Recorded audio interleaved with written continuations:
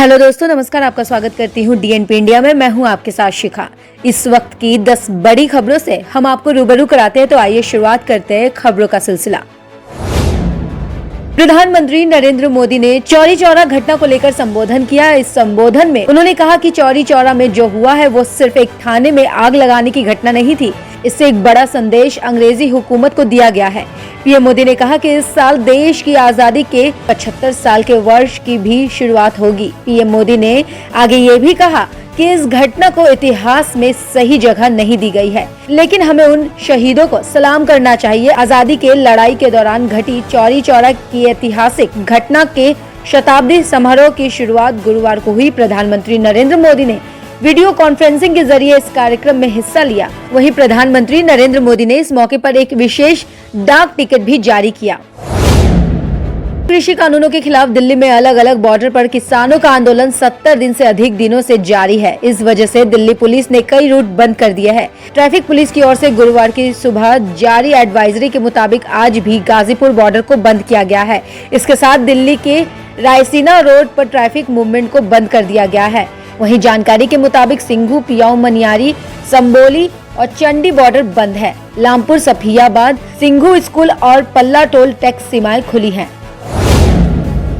वित्त मंत्री निर्मला सीतारमण ने जब कल आम बजट 2021 से 2022 में स्क्रैप पॉलिसी की घोषणा की, तो लोगों को लगा कि अब ई व्हीकल को लेकर कुछ बात होगी, लेकिन ई व्हीकल का मुद्दा उनके बजटीय भाषण से गायब रहा। फेम इंडिया के बजट में भी सरकार ने मामूली बढ़त की है। देश में ई व्हीकल अपनाने और विनिर्माण पर प्रोत्साहित करने के लिए सरकार ने फेम इंडिया योजना की शुरुआत की थी। वर्तमान में इस योजना का दूसरा चरण चल रहा है। इस साल बजट में इसके लिए 756.66 करोड़ रुपए का प्रावधान किया गया है, जबकि पिछले बजट 2020 से 2021 में इसके लिए 692.94 करोड़ रुपए की आवंटित किए गए थे। इस प्रकार देखा जाए तो सरकार ने फेम इंडिया के बजट में लगभग 65 करोड़ रुपए का ही इजाफा किया है। कई दिनों तक शांति से रहने के बाद गुरुवार को तेल कंपनियों ने पेट्रोल डीजल के दाम में 35 से 35 पैसे प्रति लीटर की बढ़ोतरी कर दी है। दिल्ली में पेट्रोल 86.65 रुपए लीटर हो गया है। इसी तरह एलपीजी सिलेंडर के दाम 25 रुपए बढ़ गए हैं। गौरतलब है कि बजट में पेट्रोल और डीजल पर कृषि इंफ्रा सेस लगा दिया गया है, लेकिन सरकार का कहना है कि इसका आम उपभोक्ता पर असर नहीं होगा। कैपिटल मार्केट रेगुलेटर सेबी ने फॉर्च्यून रिटेल लिमिटेड यानी एफआरएल के प्रमोटर रहे किशोर बियानी को सिक्योरिटीज बाजार में 1 साल के लिए प्रतिबंधित कर दिया है, यानी वो 1 साल तक अब शेयर बाजार में कारोबार नहीं कर पाएंगे। इनसाइड ट्रेडिंग के आरोप पर इन पर प्रतिबंध लगाया गया है। निवेशकों के हितों की रक्षा के लिए कैपिटल मार्केट रेगुलेटर सेबी ने भेदिया कारोबार पर रोक लगाई है। जब किसी कंपनी के मैनेजमेंट से जुड़ा कोई आदमी उसकी अंदरूनी जानकारी होने के आधार पर उसके शेयर खरीद या बेचकर गलत ढंग से मुनाफा कमाता है, तो इसे इनसाइड ट्रेडिंग या भेदिया कारोबार कहा जाता है। इसके तहत सार्वजनिक न होने वाले मूल्य संवेदनशील जानकारी यानी यूपीएसआई का दुरुपयोग करके शेयर बाजार में अवैध कमाई करने वाले लोगों के खिलाफ सख्त कार्रवाई की जाती है। महाराष्ट्र के ठाणे डिस्ट्रिक्ट की कोऑपरेटिव बैंक में 2 करोड़ का फर्जी गोल्ड लोन घोटाला हुआ है। इस घोटाले को पति पत्नी ने बैंक मैनेजर और गोल्ड वैल्यूअर की मिली भगत से अंजाम दिया गया। मामले का खुलासा होने के बाद पुलिस आरोपियों की गिरफ्तारी के लिए प्रयास कर रही थी। हाल ही में पुलिस को सूचना मिली कि आरोपी पति पत्नी अपने गांव आ रहे हैं। सूचना के बाद पुलिस ने घेराबंदी कर आरोपी दंपति को दबोच लिया। महाराष्ट्र के पालघर जिले की मोखाडा पुलिस ने आरोपी हेमंत उदावंत और उसकी पत्नी को गिरफ्तार कर लिया है। बताया गया है कि उदावंत और उसकी पत्नी 2016 से फरार चल रहे थे। दोनों ने 2016 में ठाणे डिस्ट्रिक्ट की कोऑपरेटिव बैंक से 2 करोड़ रुपए का फर्जी गोल्ड लोन लिया। आरोपी ने बैंक में अपनी पत्नी और परिवार के अन्य सदस्यों, ड्राइवर, कर्मचारियों और रिश्तेदारों के नाम से बैंक में कई खाते खुलवाए, जिसके बाद बैंक मैनेजर, बैंक के गोल्ड वैल्यूअर और अन्य स्टाफ की मिली भगत इस घोटाले को अंजाम दिया गया।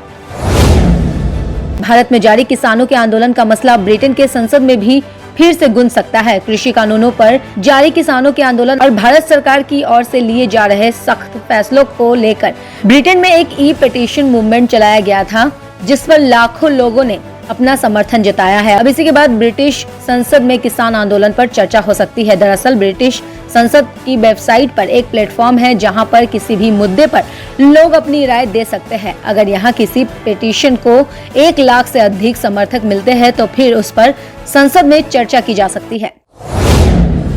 एक्ट्रेस कंगना रनौत और तापसी पन्नू के बीच की अनबन तो किसी से छिपी नहीं है। दोनों ही एक्ट्रेस एक दूसरे को नीचा दिखाने का एक भी मौका नहीं छोड़ती है। तापसी पन्नू एक तरफ जहां किसान आंदोलन के सपोर्ट में है तो वहीं कंगना रनौत इसका विरोध कर रही है। गुरुवार को तापसी पन्नू ने किसान आंदोलन को लेकर सोशल मीडिया पर चल रही बयानबाजी पर रिएक्ट किया था। इस पर अब एक्ट्रेस कंगना रनौत ने जवाब दिया है। कंगना रनौत ने लिखा है कि बी ग्रेड लोगों की बी ग्रेड सोच व्यक्ति को अपनी मातृभूमि और परिवार के विश्वास के लिए खड़ा होना चाहिए। ये ही कर्म है, यही धर्म भी है। फ्री फंड का सिर्फ खाने वाले मत बनो, इस देश का बोझ, इसलिए मैं इन्हें बी ग्रेड बुलाती हूँ, इग्नोर करें। कृषि कानूनों के खिलाफ जारी किसान का आंदोलन फिर से रफ्तार पकड़ रहा है। साथ ही अब ये आंदोलन अंतर्राष्ट्रीय सुर्खियां बटोरता हुआ भी दिख रहा है। अमेरिकी pop star Rihanna, climate change activist Greta Thunberg ने किसान आंदोलन को लेकर ट्वीट किया है, जिसके बाद भारतीय राजनीति में तूफान सा आ गया है। पहले भारतीय विदेश मंत्रालय ने किसी भी बाहरी बयानबाजी को नकारा, साथ ही इसे विदेशी प्रोपेगेंडा का हिस्सा करार दिया। इसके बाद क्रिकेट, फिल्म, म्यूजिक जगत में कई बड़े सितारों ने इसके पक्ष में ट्वीट किया, जिसे ग्लोबल सेलिब्रिटीज को जवाब माना जा रहा है। विदेश मंत्रालय के ट्वीट के बाद से ही ट्विटर पर बीते दिन से #India stand together, #India against propaganda, #India together top trend बना हुआ है और लोग इस पर अपनी प्रतिक्रिया भी दे रहे हैं। विस्फोटक बल्लेबाज क्रिस गेल ने अबू धाबी T10 लीग में महज 12 गेंदों में 50 जड़ दी। गेल ने इसके साथ ही क्रिकेट के किसी भी फॉर्मेट में लगाए गए सबसे तेज अर्धशतक के रिकॉर्ड की बराबरी भी कर ली है। इससे पहले टीम इंडिया के युवराज सिंह ने T20 इंटरनेशनल में ये कारनामा किया था। उन्होंने 2007 में T20 वर्ल्ड कप में इंग्लैंड के खिलाफ 12 गेंदों में 50 जड़ी थी। क्रिस गेल ने टीम अबू धाबी की ओर से मराठा अरेबियंस के खिलाफ खेलते हुए युवराज के रिकॉर्ड की बराबरी की। क्रिस गेल ने पहली बार ये कारनामा नहीं किया है। इससे पहले भी 2016 में बिग बैश लीग में 12 गेंदों में 50 जड़ी थी।